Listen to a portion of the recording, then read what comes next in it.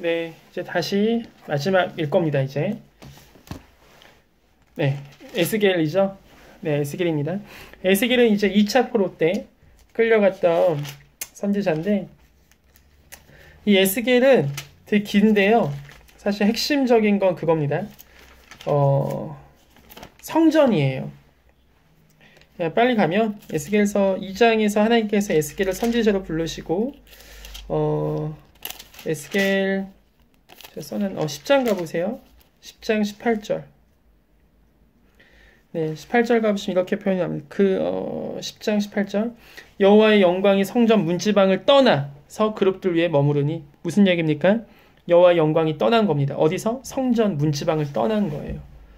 이게 되게 상징적이면서 중요한 거예요, 지금. 여호와의 영광은 원래 성전에 가득하죠. 출애굽기 40장 기억나십니까?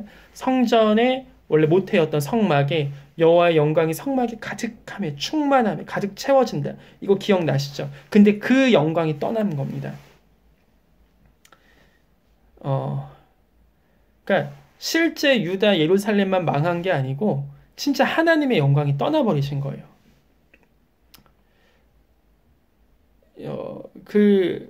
이게 지금 흘러오는 거예요. 하지만 하나님이 바로 또 얘기하세요. 23절 가보실까요? 여호와의 영광이 성읍 가운데에서부터 올라가 성읍 동쪽 산에 머무르고, 성읍의 동쪽 산에 머무르죠. 동쪽? 뭔가 기억나시니까 에덴 동쪽으로 쫓아났죠. 성막의 문이 동쪽에서 있었죠. 그 다음에 우리 또 포로가 될 것을 계속 얘기하고, 에스겔은 그 상징적인 행동을 많이 합니다. 네, 에스겔 보면은 얼마나 얘네가 망해갔는지, 얼마나 예루살렘이 그지 같은 일이 많았는지, 음욕을 얼마나 많이 했는지, 뭐 이런 게 많이 나와요. 에스겔에서 16장 가보실까요? 55절. 네 아우 소돔과 그의 딸들이 옛 지위를 회복할 것이요 사마리아와 그의 딸들도 그의 옛 지위를 회복할 것이며 너와 네 딸들도 너의 옛 지위를 회복하리라. 네, 하나님께서 그 회복됨을 또 얘기하시죠. 어디도? 사마리아도. 60절. 그러나 내가 너 어렸을 때 너와 세운 언약을 기억하고. 어렸을 때 언제입니까? 출애굽 때. 너와 영원한 언약을 세우리라. 혹은 다윗 언약. 내가 네 형과 아우를 접대할 때 네 행위를 기억 부끄러워할 것이라. 62절. 내가 네게 내 언약을 세워. 자, 언약이 중요하죠. 이 죄를 이기는 게 언약입니다. 사실. 선악과 짓고 나서도 하나님의 언약. 노아 홍수 사건 이후 하나님의 언약.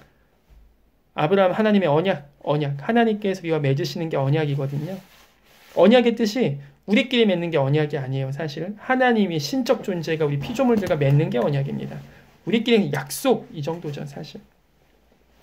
어쨌든 언약이 죄를 이기시죠. 하나님의 언약. 그 언약에 따라 예수님께서 이 땅에 오신 겁니다. 언약에 따라 예수님 다시 오실 겁니다. 그게 구속사적 역사적 관점. 에스겔은 계속 그 얘기예요. 에스겔 하나님께서 비유를 계속 드세요. 예루살렘이 망할 거고 어떻게 될 거고 뭐 그런 얘기가 계속 반복이 됩니다. 그 열방들이 받을 심판이 이제 26, 27, 28장, 29장, 30장, 31장 계속 반복이 되는 얘기.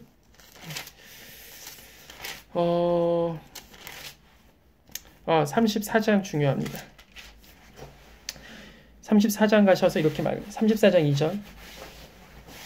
인자야 너는 이스라엘 목자들에게 예언하라. 그는 곧 목자들에게 예언하 이르기를 주 여호와께서 이같이 말씀. 자기만 먹는 이스라엘 목자들 화 있을진저 목자들이 양떼를 먹이는 것이 마땅하지 아니하냐? 너희가 살찐 양을 잡아 그 기름을 먹으며. 그러니까 이게 하나님께서 이스라엘 지도자들 왜 세우셨으니까 목자 세우신 거거든요. 다윗같이. 근데 목자들이 자기만 먹는다는 겁니다. 자기는 먹어 안 죽어. 근데 자기 백성들은 돌보지 않아. 이게 엄청난 경고죠. 이거 신앙인에게 대한 경고입니다. 빛과 소금, 근데 그 맛을 잃어 버려져. 소금은 역할이 있습니다.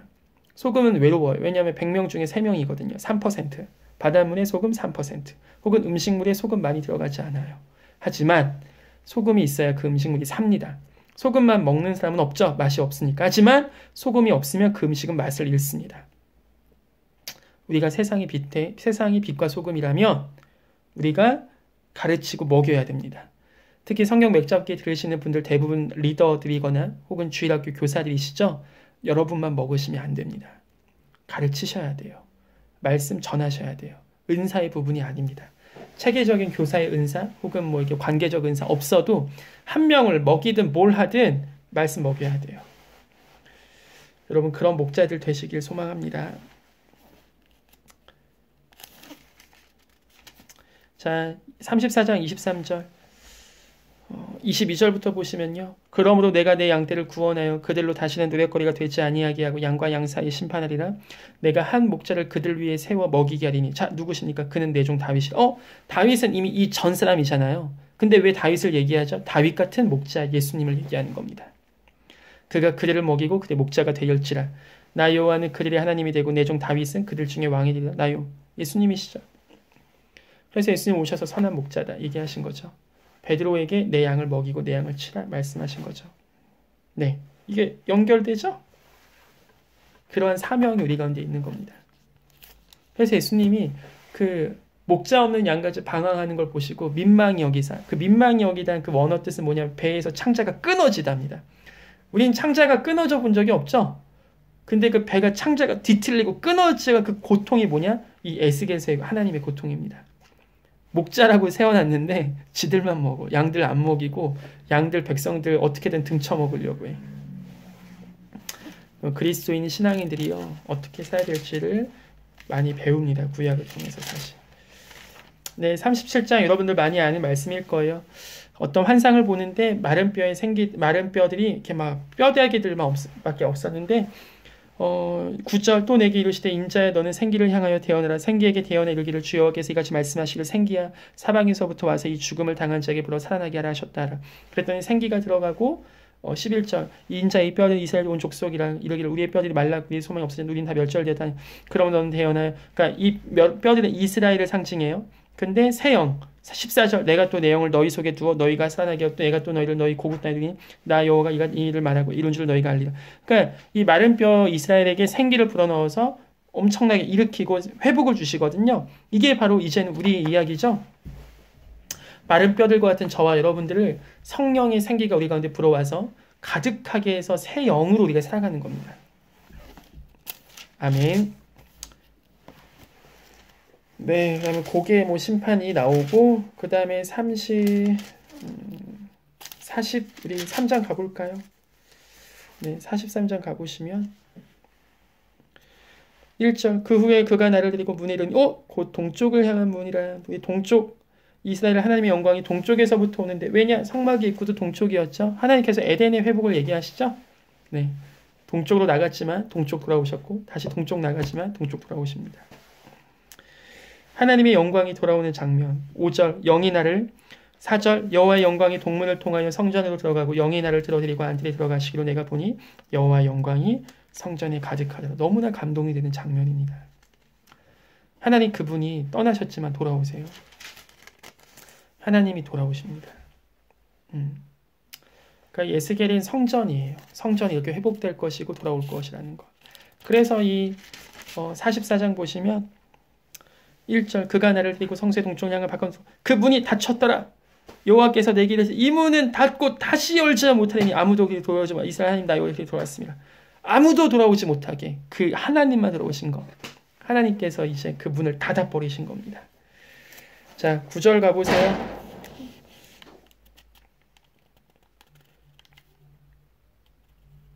10절 이스라엘 족속이 그릇 행하여 나를 떠날 때 레위 사람들 그릇 행하여 그 우상을 날 벌 떴으니 그 죄악을 담당하리라. 네, 비슷하죠. 사사시대 때 레위 지파의 그 악행.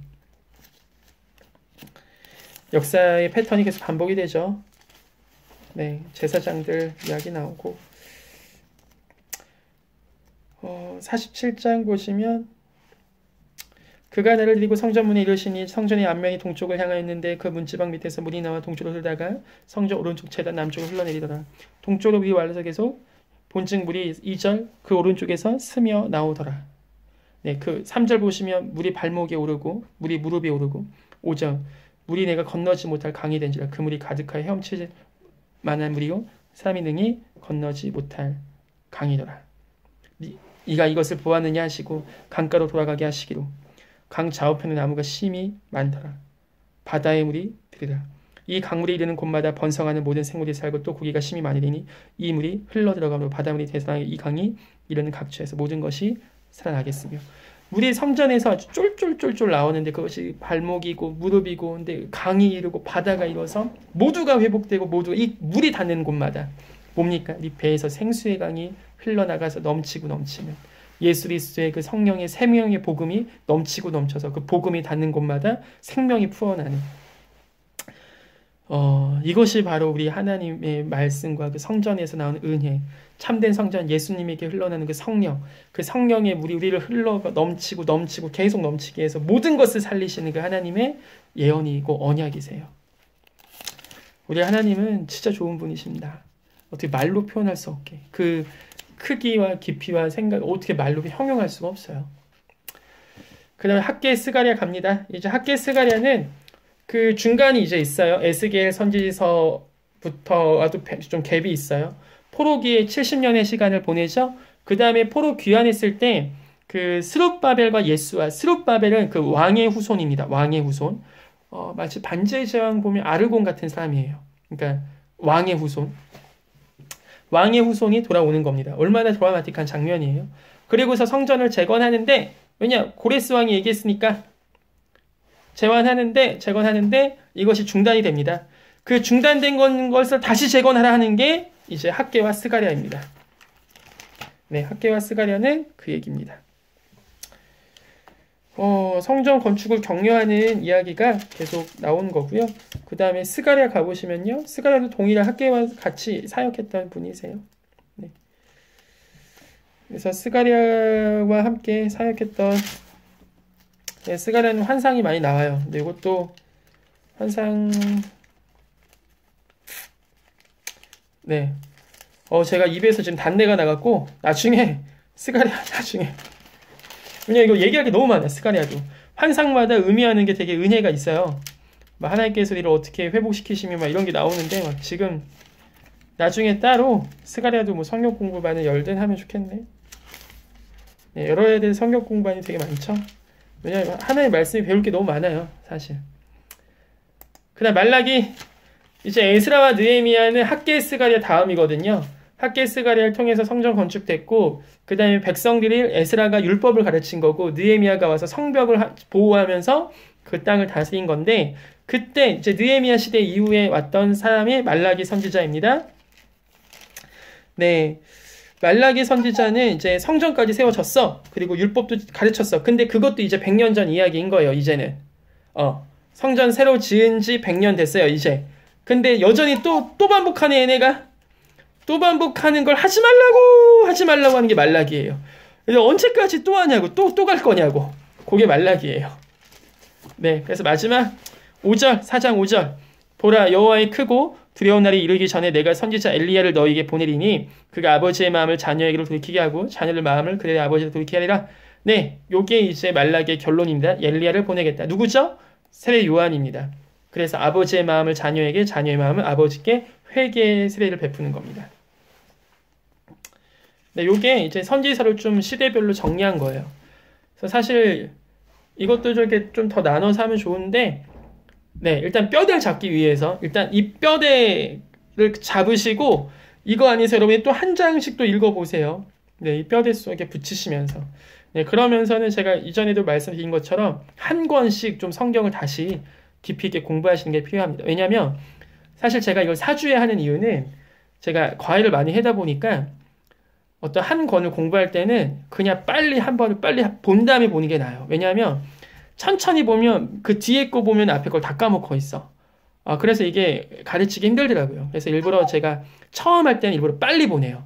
그리고 나서 다시 반복합니다. 그래서 다시 또 창세기, 출애굽기 하면은 다시 또 여러분이 리마인드 되고 계속 반복해서 보는 건 이길 수 있는 건 없어요. 그래서 제가 좀 무리하게 당긴 거 양해를 많이 해주셔서 감사하고 다들 잘 이해하셨습니다. 이제 여기에 하나씩 또 붙이고 제가 다음 주에는 시가서 이제 욥기, 시편, 잠언, 전도서, 아가 또 그걸 좀 우리가 어떻게 읽어야 되는지를 함께 공부하면 좋겠습니다. 네, 수고 많으셨습니다.